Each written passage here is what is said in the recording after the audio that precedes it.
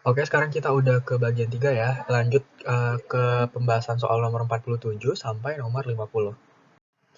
Oke, sekarang nomor 47 kita dikasih grafik buat menjawab dua soal nomor 47 dan 48. Nah, di sini grafik ini menunjukkan profil energi untuk reaksi A plus B menjadi P. Jadi A plus B di sini adalah reaktan, P di sini produk. Tapi kalau kamu lihat di sini ada senyawa antara namanya, senyawa antara C. Aku sih biasa bilangnya intermediate. Jadi grafik ini boleh aku terjemahkan jadi nulisnya tuh kayak gini. A plus B menjadi intermediate dulu, C. Nah, C baru menjadi produk. Oke, sekarang pertanyaannya itu adalah pembentukan setiap mol P produk dari reaktan A dan B akan disertai dengan. Nah, kalau kamu lihat opsinya, ini ada pelepasan, penyerapan, berarti kita tuh ngomongin termokimia gitu ya.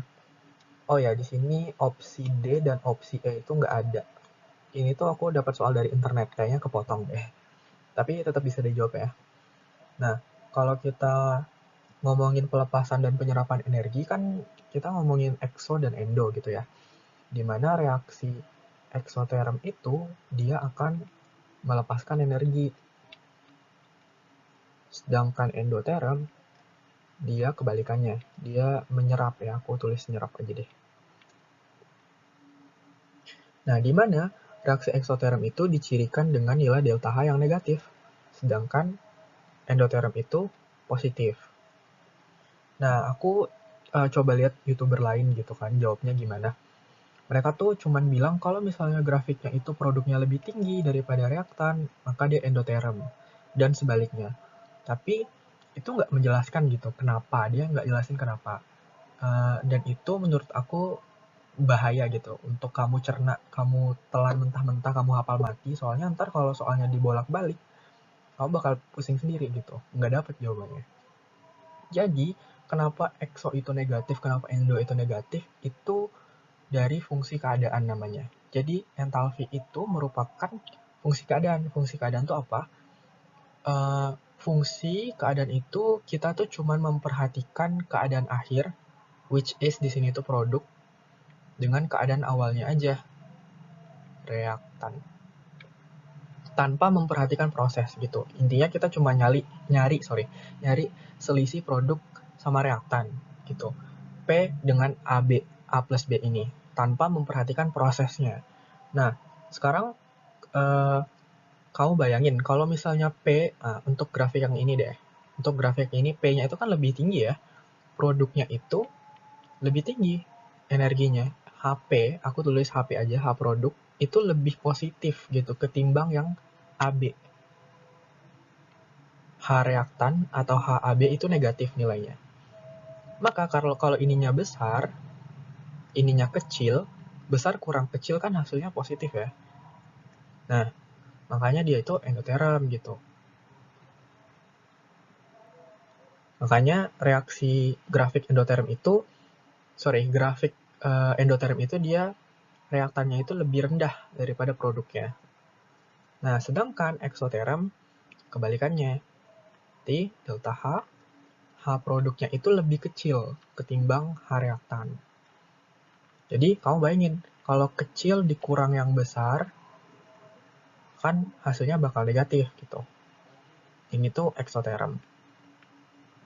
Kayaknya grafik-grafik eksoterm itu si reaktannya itu lebih tinggi ketimbang produknya gitu. Nah, berarti soal ini kita tahu kalau ini tuh grafik endoterm. Artinya dia positif delta-nya. Kalau positif berarti dia menyerap energi gitu kan. Nah, berarti yang opsi A dan B pasti salah. Opsi C itu juga salah. Oke, gini deh. Di sini kan berapa besar energi yang diserap? Harusnya itu cuma selisih dari P ke AB ini, yaitu B minus A. Tapi nggak ada di sini kan. Menyerap energinya benar, tapi ininya salah. Jadi kita bikin opsi sendiri aja ya. Jadi menyerap energi sebesar B minus A. Ya, gitu. Ntar nilainya positif. Berarti jawabannya itu D. Oke. Oke, next soal nomor 48 dengan grafik yang sama. Pertanyaannya itu adalah, jika semua spesies yang terlibat berwujud gas menurut teori kinetik gas, pernyataan yang benar dari grafik ini gitu ya, dari reaksi ini. Oke. Kita lihat opsinya satu-satu ya. Yang A, reaksi pembentukan P dari C merupakan tahap penentu laju.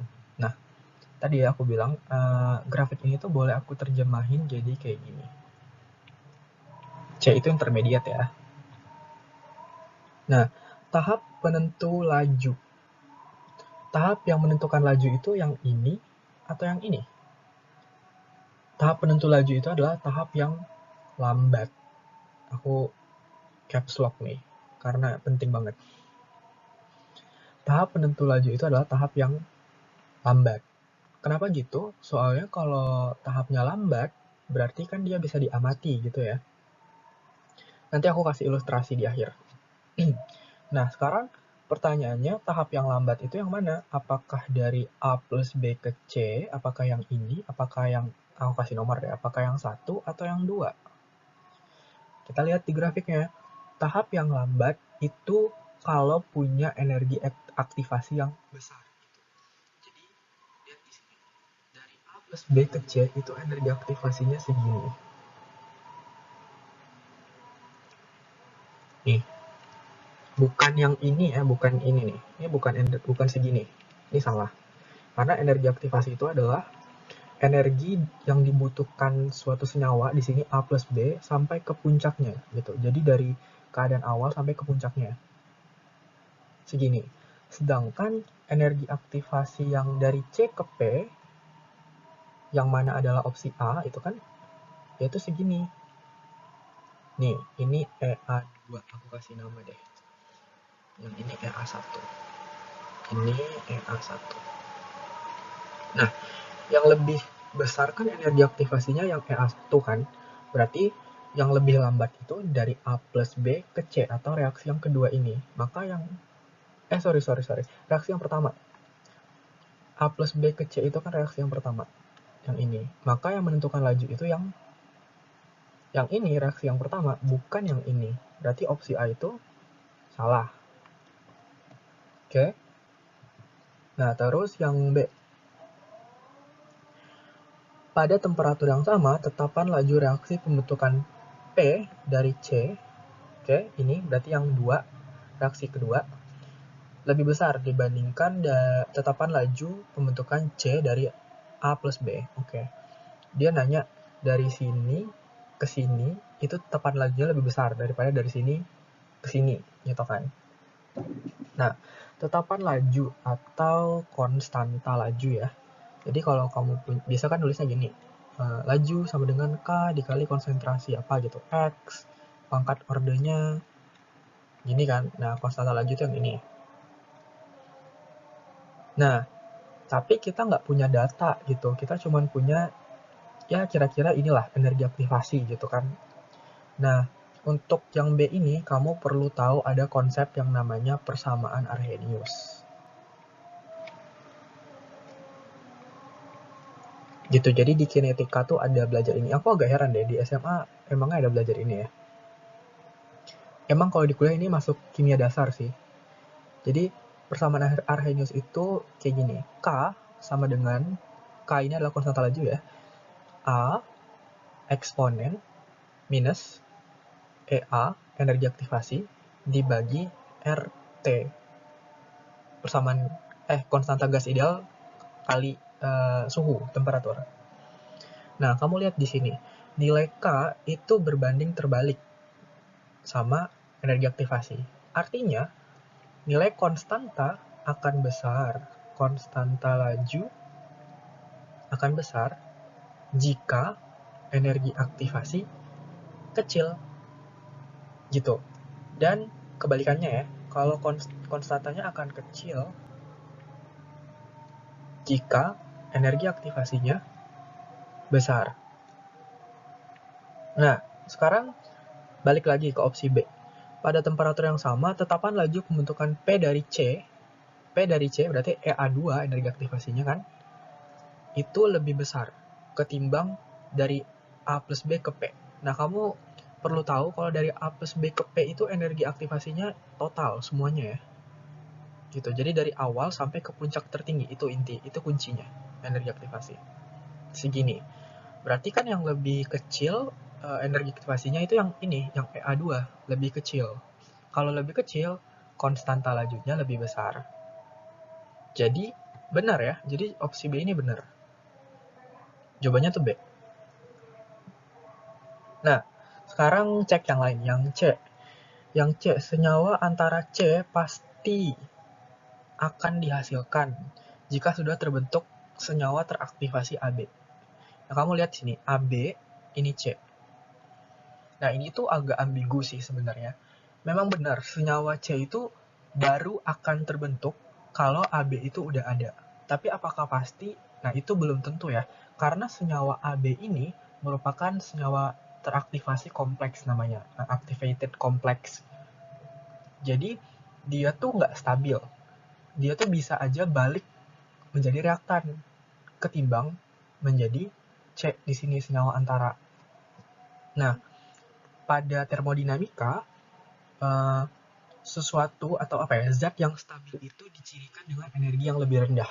Nah, di sini si reaktan itu punya energi yang lebih rendah ketimbang si intermediate C. Jadi it possible gitu, mungkin aja si activated AB plus ini balik ke reaktan ketimbang membentuk C. Jadi ini aku asumsikan salah gitu. Walaupun bisa benar ya, senyawa C itu emang baru akan terbentuk setelah terbentuk kompleks AB. Tapi belum pasti di sini. Jadi ada kata ini nih yang bikin salah. Nah, selanjutnya yang D, produk P dapat dihasilkan dari reaksi antara A dan B dengan melewati satu senyawa teraktivasi. Jelas salah. Di sini senyawa teraktivasinya ada dua, ada AB sama C. Ini bukan plus sih, jadi nulisnya itu AB gini. AB dan C, senyawa teraktivasinya. Nih, jadi ini salah. Yang E, A dan B dapat menghasilkan produk P tanpa melalui pembentukan senyawa antara C. Jelas salah. Jelas-jelas di sini AB-nya berubah dari C, berubah jadi C, baru menjadi produk gitu kan. Jadi ini salah. Oke, jawabannya B ya. Oke, ini ya tadi aku mau jelasin yang opsi A. Kenapa tahap penentu laju itu yang reaksi yang lambat gitu. Nah, kamu analogikan aja pakai jam pasir. Kayak ini misalnya. Kan tadi aku bilang, kenapa yang lambat? Karena dia yang bisa diamati. Nah, kamu bayangkan ini jam pasir. Si lubang yang sempit ini yang akan menentukan seberapa banyak pasir yang akan melewati gitu kan. Melewati lubang ini sampai jadi di sini. Nah, sekarang kamu anggap aja ini tuh reaktan. Ini tuh produk gitu. Jadi, yang nggak peduli seberapa banyak pasir yang kamu masukkan, yang akan menentukan laju tetap adalah lebar celah ini, gitu. Jadi, itulah alasan kenapa tahap penentu laju itu tahap yang lambat, gitu. Does that make sense? Semoga sih masuk akal ya. Semoga bisa dicerna gitu. Oke, next nomor 49 ini soal yang ya kayaknya masuk kategori gampang ya. Di sini ada atom pusat Br dalam molekul BrF5 dikelilingi oleh 6 domain pasangan elektron dengan 5 domain PeI dan 1 PeB. Jadi bentuknya apa gitu kan. Berarti udah jelas banget di sini adalah AX5 dengan 1 domain PeB. Jadi ini PeI-nya ada 5, PeB-nya 1. Jadi 5 tambah 1, 6 gitu kan, 6 domain. Yang ini nih ada di pertanyaan. Ya udah, AX5E itu adalah piramida segi 4 ya. Piramida segi 4, square pyramid bahasa Inggrisnya. Jadi jawabannya yang A. Udah gitu doang. Kalau kamu bingung, jadi ini tuh sering jadi problem gitu. Kak, aku nggak hafal bentuk-bentuk geometri gitu kan. dari rumus ini? Well, menurutku kamu tinggal bayangin aja gitu, dimana A ini kan atom pusat. Nih, terus dia dikelilingi oleh 5 ikatan. 5, 1, 2, 3, 4. Nah, 5-nya itu, yang kelima, itu ada di depan. Maksudnya, kamu bayangin dia menembus layar kamu gitu, ke depan. Makanya bentuknya itu piramid. Sedangkan satu elektron, satu pasang PeB-nya itu di belakang layar kamu gitu. Jadi bentuknya tuh kayak gini lah, kira-kira kayak limas. Gitu. Jadi di sini tuh atom pusatnya, aku warna lain deh. Sini atom pusatnya. Nah, di sini ada 1, 2, 3, 4, 5. Nah, satu lagi tuh PeB-nya tuh di sini. Gitu. Nah, sekarang kita sampai ke soal nomor 50. Soal yang paling aneh. Aku nggak ngerti kenapa soal ini muncul gitu. Soalnya nggak ada jawabannya. Jadi di sini ada grafik eh, pengukuran, nih baca soalnya. Pengukuran tekanan P suatu gas ideal sebagai fungsi volume. Jadi di sini tuh ada pressure, tekanan versus volume. Jadi pressure versus volume. Dengan T-nya itu konstan, T konstan, temperaturnya konstan. Dan dilakukan pada temperatur yang berbeda, ada T1, T2, T3, dan T4-nya. T1, T2, T3, dan T4. Data yang didapat digambarkan dalam grafik di atas itu apa gitu, kita bisa simpulkan apa. Nah, gas ideal itu kan PVNRT ya, PVNRT. Atau PV per T itu konstan gitu, karena kan yang dicoba gasnya sama semua ya. Gini. Nah, kamu lihat di sini. Misalnya kita ambil volume yang di sini. Aku garis lain deh, warna lain. Misalnya ambil volume yang di sini nih, satu garis titik, yang 0,5 liter. Maka suhunya itu tuh sebanding gitu dengan tekanan. Semakin tinggi tekanannya, suhunya juga makin tinggi. Itu grafiknya itu yang hijau, T1 kan yang hijau ya. Semakin tinggi gitu, lebih tinggi daripada yang T2, lebih tinggi daripada yang T3, dan lebih tinggi daripada yang T4. Jadi harusnya itu yang benar adalah T1 lebih besar daripada T2, lebih besar pada T3, lebih besar pada T4. Nah, udah gitu doang sebenarnya. Tapi kalau kamu lihat jawabannya itu, ini benar, ini benar, ini benar, ini benar, ini salah. Tapi yang salah tuh cuma satu gitu. Kalau pertanyaannya itu kecuali, ya udah berarti jawabannya B. Masalahnya tuh enggak gitu. Nah, jadi aku nggak tahu ini soalnya sengaja menjebak atau gimana. Jawabannya itu ada 4. Mungkin ya udah kamu jawab aja salah satunya itu tetap benar. Bisa aja menjebak gitu kan. Soalnya UTBK tahun 2019 itu pakai sistem respon butir kan, IRT. Nggak ada benar, nggak ada salah gitu. Tapi siapa yang paling banyak benar, siapa yang paling banyak salah, kayak gitu kan. Nah, kalau kamu nggak percaya sama jawaban ini, T1 lebih besar pada T2, lebih besar pada T3, lebih besar pada T4, aku ada bukti gitu. Next ya, slide selanjutnya. Nah, grafik yang kamu lihat sebelumnya itu adalah grafik Boyle namanya. Nih, dia tuh emang pressure versus volume. Nah, ini udah jelas gitu ada angkanya. Di mana ini 600 lebih besar pada 400, lebih besar pada 200 gitu. Nah, makanya aku bilang jawabannya itu emang bener, ada 4 yang bener. Tapi nggak tahu kenapa pertanyaannya kayak gitu. Jadi ya, jawabannya ada 4 yang bener.